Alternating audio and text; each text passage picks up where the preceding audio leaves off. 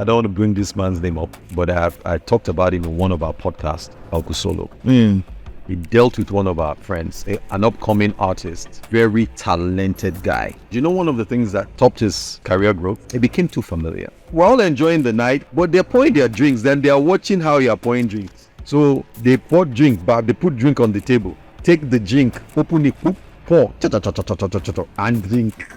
Many other men will have overlooked, but like I told you, that man is our street uncle and he's a shit man. So yeah, come.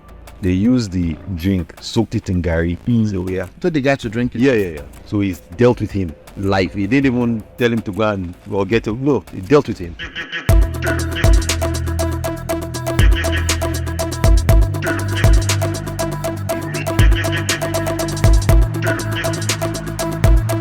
Hi friend, my name is Olumide Luis, and you're welcome to another episode of Olumide Luis and Friends. Again, don't forget to subscribe to my YouTube channel, Olumide Luis, of course. Like, share, comment, subscribe. And today with me in the studio, I have my friend, Dante, in the house. Hi, Dante. Oh, I'm good. How are you? Glad to be here. Again, Always a pleasure. So what's up? Yeah, everything is. What's up with you? You're looking so radiant. What's pumping? Yeah. For this Nigeria economy? Yes, no. Dollar prices It does not affect us. Oh, you give my master. Show me. We get out. But of course, in all things we should give thanks. Yes. So regardless of the situation, we're still happy. We're merry. We keep our hearts, glad, and we keep God the glory. So that's it. We're good. It's good. Yeah. Very, very good. And same with you. You're shining. When I got a good friend like you, what do you expect? He rubs on me. Yeah. Otherwise, where am I going? Come on. You know what time it is already. Yes, I do. Yes. Nice to be on the Same here, Dante. Always a pleasure to have you. Always a pleasure to have you. Well, Dante, something very important as well that, of course, with our listeners, our friends, it's just about, this is Olumide and Friend because we tell ourselves everything, and there's nothing new under the heaven. In fact, there's nothing we're telling Nigeria now that they don't know already. We're in this together, and it's been pretty much tough lately, economically, not just with Nigeria, but the world as a whole. It's never been easy. We only have hope, thinking everything will get better, but knowing what it is, nothing seems to get better. The only seems okay, or probably we adapt as we get on, and we don't even expect much. And if it happens, like, again, okay, it is what it is. We get on with the program, like they say. Nigerian spirit. Yes, and, which is okay, but again, let's even look closely into, let's have a micro look into we as a person, as an individual, because it is easy to point hands of blame towards people. Of course, the government, they have their own share of blame. We're not saying that. But it's very easy to point hand to people. It's easy for husband to point hands to wife. It's easy for wife to point hand to husband. It's easy for employee to point hand to the boss. It's easy for the citizen to point hand to the governance, to the ruling government. It's easy for the easiest thing for human to do is to just blame the next man. Yes, and this has been part of human nature. Lack of accountability. The society, very little people pay attention to accountability. Majority of the population don't really pay attention to that. All they do spontaneously is to blame. Okay, and it's been normal in the society. But however, is that the case? Is it fact that we don't have things that we need to reflect on ourselves and follow a path of redemption just to make life a better place as an individual while we're here, and we do what we can still, So what do you think? Before I come to a particular thing I have on my mind, so what do you think? Well, like they say, it's easy to shift blame. Everyone wants to put his foolishness on the attributes of another man. It's human nature. That has been in times of old, and of course in recent time.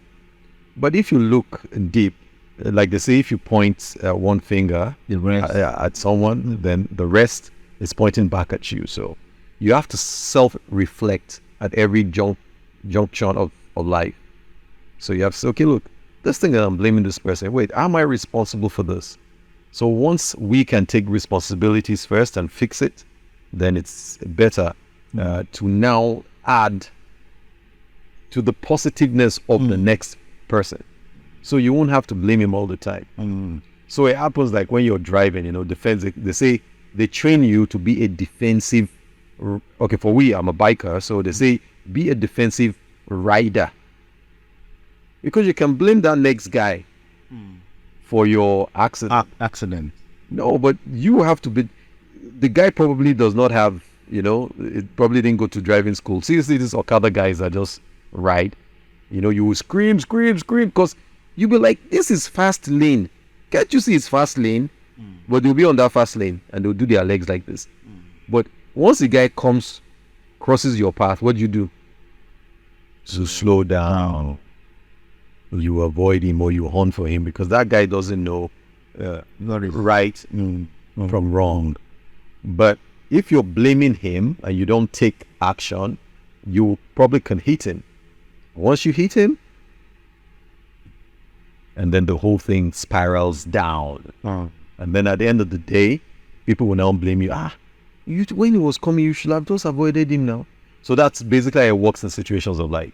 So it has to be you start with yourself, be defensive, watch, calculate, plan, and before you move. Exactly, I totally agree with you. And as you're saying that, let's even take it a bit deeper into the society, the structures we have in the society.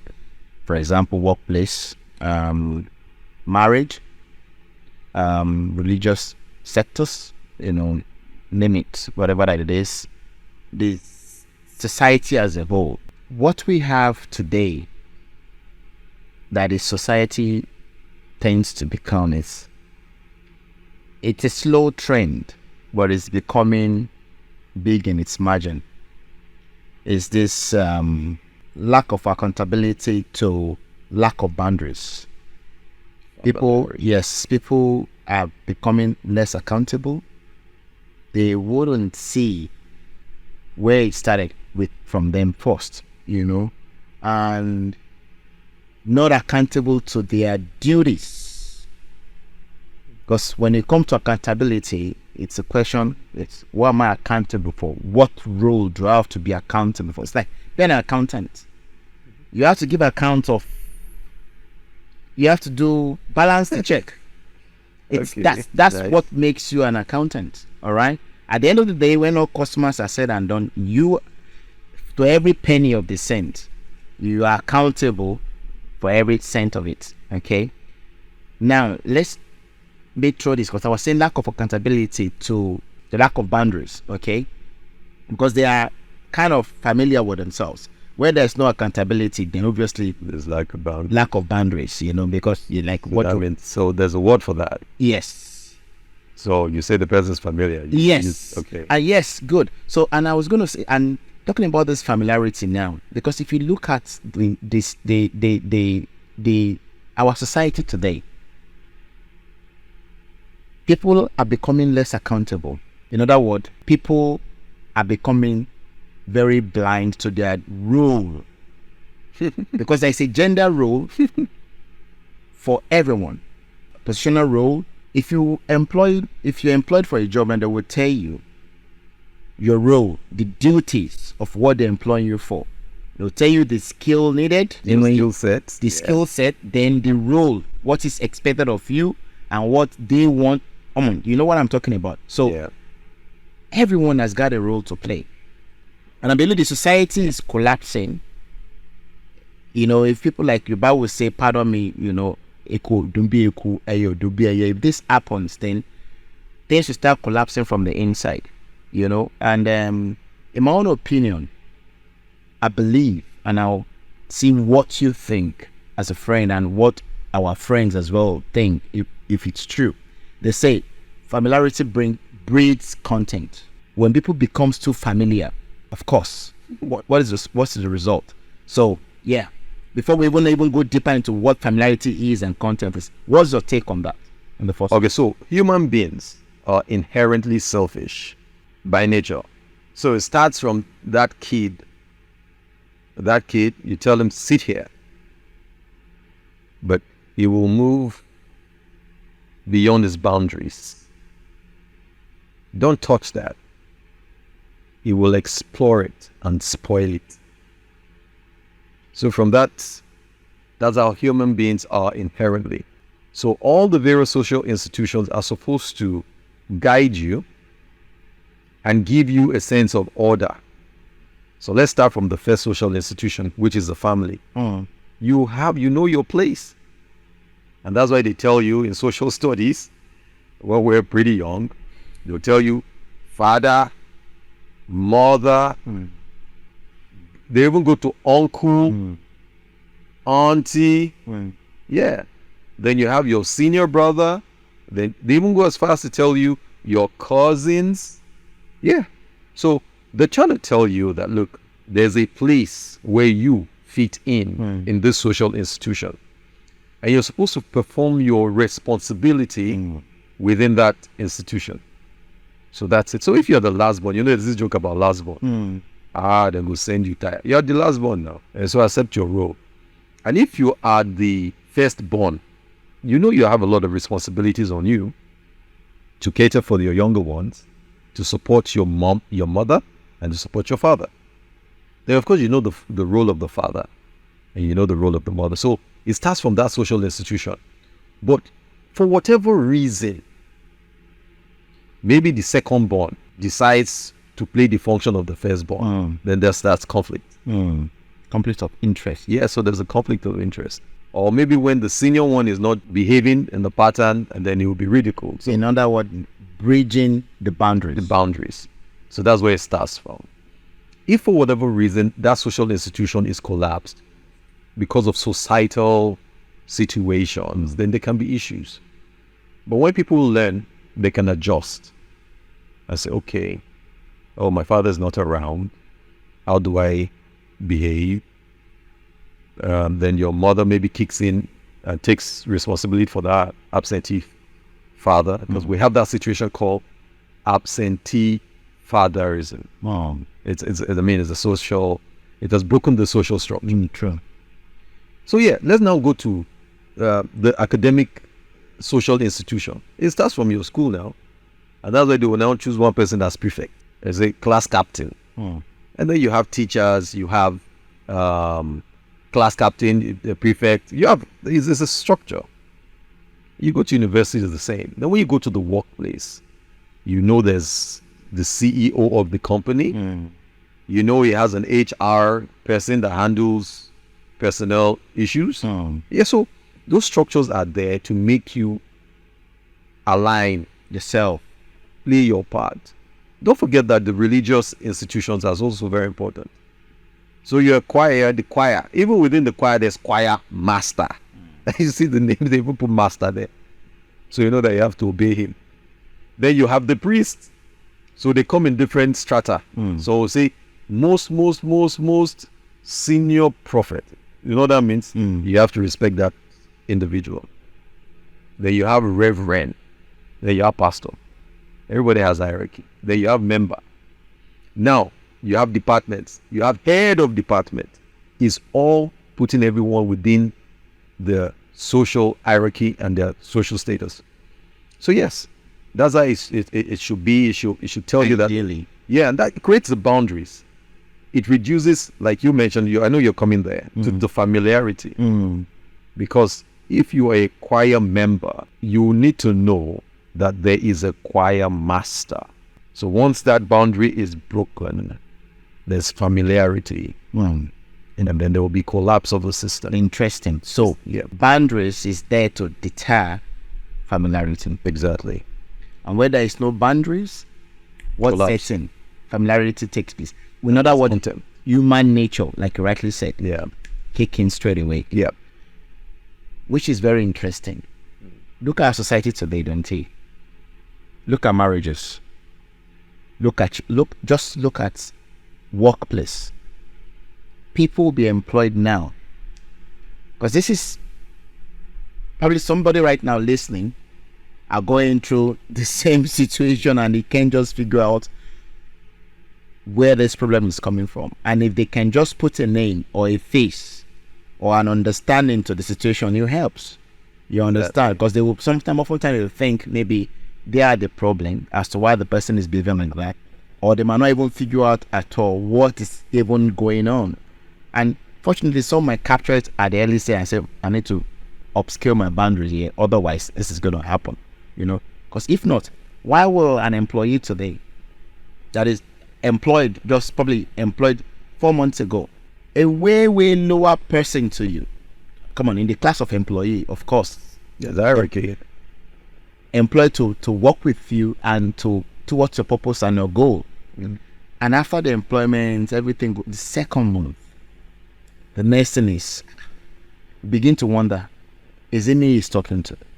Is it me she's talking to? To the point where you even be thinking, have I not made a mistake like this? Like, some will say, oh, I employ you, now you become a terror. You understand? Look at marriages. That beautiful woman, that respectful, that woman that's, come on, like, make you feel you found everything. Or that man that you thought you found everything in, and after a while, 2 months down the road or 5 months down the road, the reverse begins to become the case. Because they need to know what's the problem. The need for societal boundaries in our place, even within religious leaders. You are there to just do your bit for God. They start your brother this, brother that.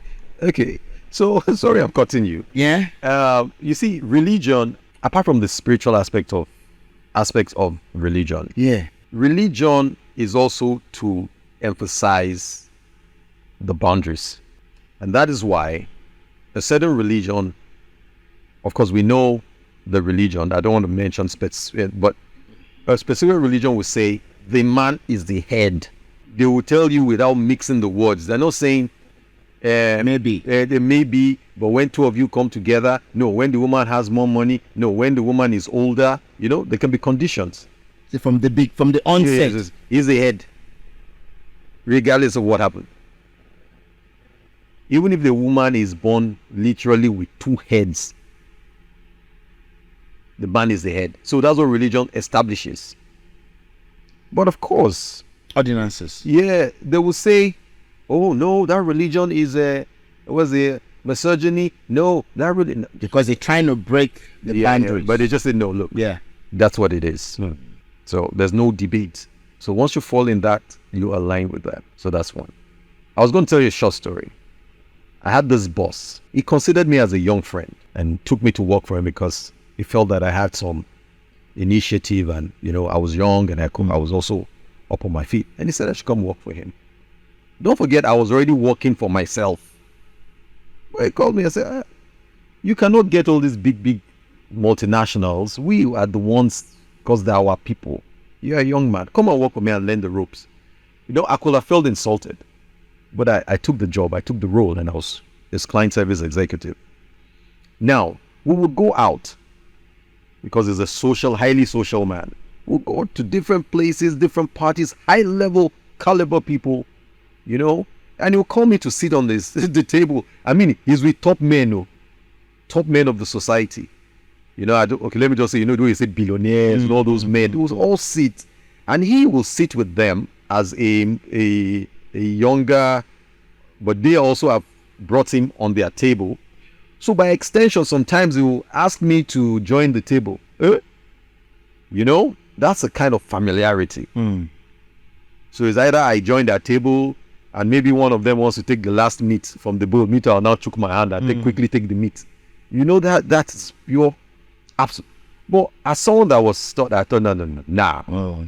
This will. So we might be in the polo club, we might be in the social clubs till 1 a.m.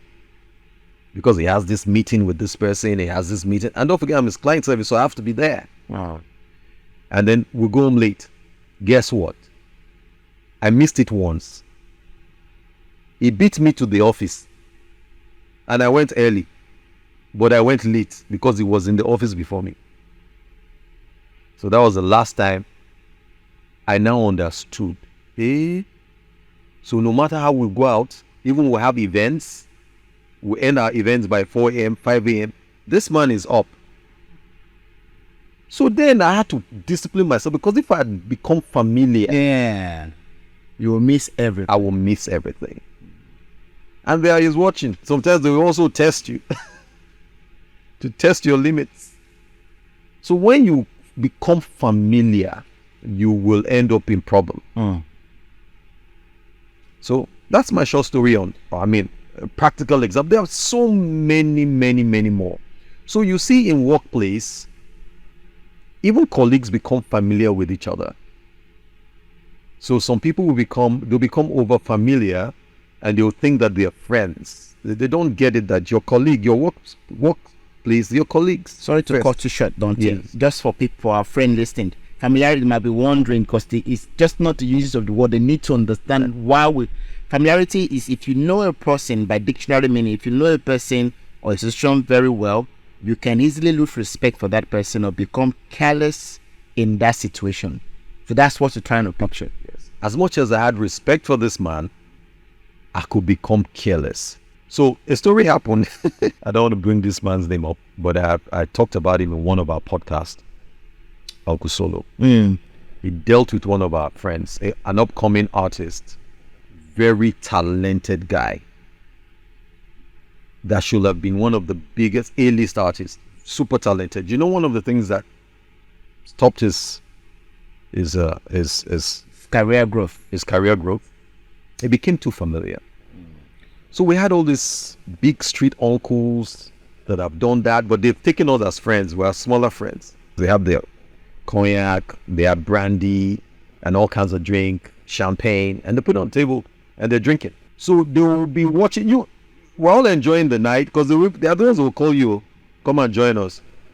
But they're pouring their drinks, then they are watching how you are pouring drinks. So they pour drink, but they put drink on the table, even if they give them the drink free. But they're also watching you. They're watching you. So you will now extend, take the drink, open it, pour, and drink. You are finished. They're watching you. So you're becoming over familiar. It's okay. This one will get respect. And they'll start dropping you up the scale. They know how they will treat you. They know where to please you. They know. But can I? Yeah. Even if sometimes you even you're doing well, you got money too, you're getting older, so yeah. But once a while, you just accord them that respect, so that you don't break that boundary. And of course, if you're asking them, can I? They won't tell you no. They won't tell, but they'll say go ahead. But in their head, they know now. Okay, this one. So Mike, Mike is even my guy. So the guy just took the guy's drink. Say, eh? So many other men will have overlooked, but like I told you, that man is our street uncle and he's a shit man. And so yeah, come. I took the drink. Go and make Gary for me. They used the drink, the brandy, soaked it in Gary. So yeah. So the guy to drink it? Yeah. So that is a street man now. You know what I mean by that? So he's dealt with him live. He didn't even tell him to go and he dealt with him. And they started to deal with him other ways. So that was a practical example of familiarity. You can't get familiar with some people. They will deal with you. Workspace, as we mentioned. This guy is employed, and all of a sudden, and we just don't mention that so casually. I believe many friends today, they are dealing with tons of problems because of this. Yes. So it's not just, don't just even say it casually. It's, I believe most employers right now, most entrepreneurs right now, that's the major problem. So the same staff they employ to get things better, to do things better, becomes the problem they can't wait to eliminate. You know, one of the things that saved me when I didn't think I was ever going to live with an uncle. You know, we've been on the streets, we have been surviving, but I got to live with an uncle. My uncle, he don't come out. There's food in the kitchen. Yes, provided he's giving, maybe he gave his wife money, but there's food in the kitchen. But I'd learned from home, because I grew up with sisters. They don't allow me to serve on your own. Yes. They have to Especially serve soup. for you. Yeah, soup. So even no matter how hungry I am, soup. So even no matter how hungry I am, You wait. if I cook the rice, They'll come and put the soup. yes. I can't take soup by myself. Boundaries. So when I stayed with them, that was the same discipline. So I'll wait till my uncle's wife come before I can get soup, or I'll take permission. But I've had others that will just go straight to the kitchen and just serve. So some will go. You don't know how they keep their confectionaries, or is that what they call it? Their Yes. beverages. You just go pop, open the pack of cereal, take the milk, scoop, poof, poof. Familiarity. And why you think you just acting normal? Yeah, I'm in my uncle's house. The wife is vexing. I'm in my friend's house. The wife is I'm vexing. in my neighbor's She can't house. wait for you to leave the house. It's familiarity. You're breaking you. Yeah. She can't wait. In fact, only if you know it's becoming a major problem in the bedroom. Yes. And you are just thinking you are just flexing. Yeah, you're flexing. No big deal. No big deal. That's familiarity. You have workspace, artisans. Maybe you allow them into your house. They are working. Maybe the painters come. They are doing one or two things or major work. They come in, and then you tell, oh, take something from the fridge. Testing their boundaries. Yes. So they go. They open the fridge. Now you have all sorts of adornments. You have. I'm just saying. Maybe you have beer, water, and then you have brandy. Brandies. And then the guy goes to your Brandy first. to your 21 years. Because you have asked him. Shebi, he's one that said that should go out for the fridge. You now go and take that one. Yeah, that's familiarity. So one of the things I learned as a chartered management consultant, because I take over management, I'm very friendly. My management style is, we have the X and Y management. I try to apply some personal relationship, so I know my staff one-on-one. Then I build relationships with some deliberately. You understand? Intentional with it. Yes, intentional. It's either you have someone that is super talented that needs guidance, you guide him. Or you have one that you feel is lacking, you try and, so you have to develop, some personnel. So sometimes you might be more friendly with one than the other because of how you're involved with them. And in some situations, you're blank. You accord everyone with the same Measure. So you now see that once a while work is going on, you are working, one will enter. It can engage you in some irrelevant conversations for an hour. Trying to feel or act special. Yes. So once a while, you need to also cut it immediately. So sometimes I take my staff, even recently, even as a consultant, I have a staff, ad hoc staff. So you know what I'm talking about. They are supposed to be low level ad hoc. Take them out. Let's go to the club. We open the bill. I will know who will drink 5 bottles of beer.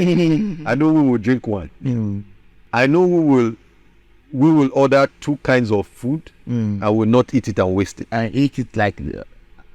Then I know the ones that will eat and then take away.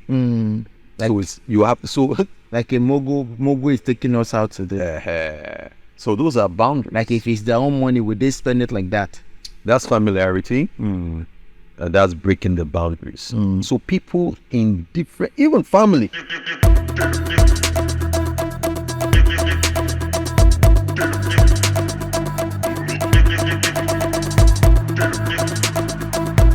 There's this story in the Bible. They say, how does it say it? You can help me here if you remember the part.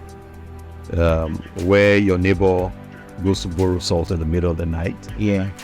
The Bible encourages you to, if you have the salt, Give. It's the same in Proverbs, I think 27:17, that says, seldom your feet in your neighbor's house, lest he gets weary of you.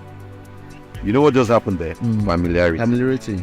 If you need salt and you knock on your neighbor's door in the middle of the night, your neighbor should open the door for you and give you salt. In fact, you'll be so happy and ask you, share a need. don't you need crayfish? Are you sure you have? He will make the offer. You come the next midnight, you ask for salt. You come the third midnight, you ask for salt. He may now in the afternoon give you money. You know why he was telling you? Child, don't come again. Don't come again. Buy your salt.